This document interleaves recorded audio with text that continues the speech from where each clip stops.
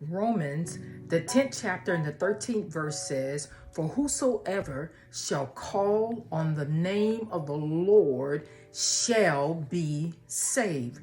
When you meditate, think on such scriptures as 1 Samuel, the 14th chapter and the 6th verse.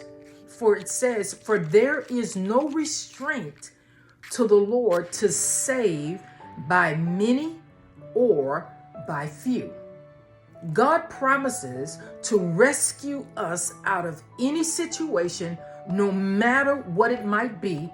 And he also promises to rescue us from ourselves, no matter where we may be found, no matter what may be going on or what may be happening in our lives.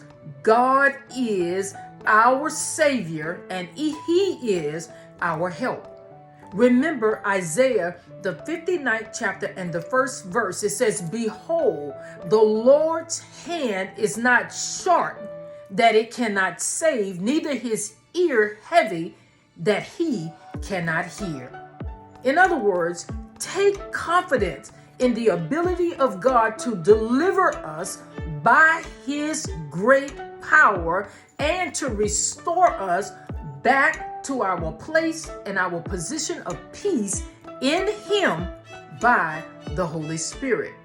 Kingdom woman, our word for this week is save. Remember, God is our present help and we have been preserved for such a time as this. Be encouraged and God bless you.